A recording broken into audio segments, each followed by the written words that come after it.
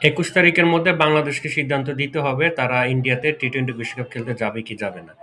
এই ধরনের একটা ডেডলাইন নাকি বাংলাদেশকে দেওয়া হয়েছিল। তো বিসিবি এটা আবার ক্লারিফাই করছে যে এই ধরনের কোনো ডেডলাইন বিসিবিকে দেওয়া হয় নাই। এটা ফেক নিউজ। পরবর্তীতে আলোচনার ডেট জানানো হবে। তো এই নিউজটা তো আমরা দেখছিলাম মানে ডেডলাইনের যে নিউজটা ইএসপিএন ক্রিক ইনফোতে। তো ক্রিক ইনফো এই নিয়ে ২ বার আমাদেরকে মিসগাইড করলো। ১ম বার কিছুদিন আগে তারা একটা নিউজ করছিল বাংলাদেশকে অবশ্যই ইন্ডিয়াতে খেলতে যেতে হবে, আদারওয়াইজ ফরফিট করা হবে মানে বাংলাদেশের পয়েন্টগুলো অপোনেন্ট টিমকে দিয়ে দেওয়া হবে। আর একটাই যে গতকালকে যে নিউজটা করলো যে বাংলাদেশকে আহ, যে টি-20 বিশ্বকাপ খেলতে যাওয়ার যে সিদ্ধান্তটা সেটা ২১ তারিখের মধ্যেই জানাতে হবে, আদারওয়াইজ স্কটল্যান্ডের সাথে যোগাযোগ করা হবে, একটা অপশন ভেবে রাখছে। তা এখন হ্যাঁ, স্কটল্যান্ড তো জানাইছে যে না আইসিসির সাথে তাদের এইসব বিষয় নিয়ে কোনো কথাই হয় না। তো বিশ্বকাপের বাকি আর সপ্তাহ দুয়েক এই সময় কোনো টিমকে যদি ইনক্লুড করতে হয় বা ইনক্লুড করতে হয় তার সাথে তো আলোচনা এতদিনে শুরু হয়ে যাওয়ার কথা।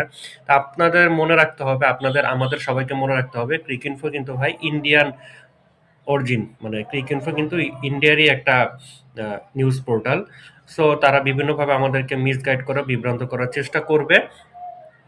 আর এই বিষয়ে এখন যেটা দেখতেছি যে যে কোনো বিষয় বিশেষ করে বাংলাদেশের টি-20 বিশ্বকাপ খেলা না খেলার বিষয়ে আমাদের যে নিউজগুলো আমরা পাই আমাদের এখন থেকে ওই বিসিবির অফিসিয়াল স্টেটমেন্টের জন্য ওয়েট করতে হবে। বিসিবি কিছু না বলা পর্যন্ত অফিসিয়ালি কোনো নিউজে আমাদের বিশ্বাস করা ঠিক হবে না, আসলে বিশ্বাস করার কোনো অপশন নাই।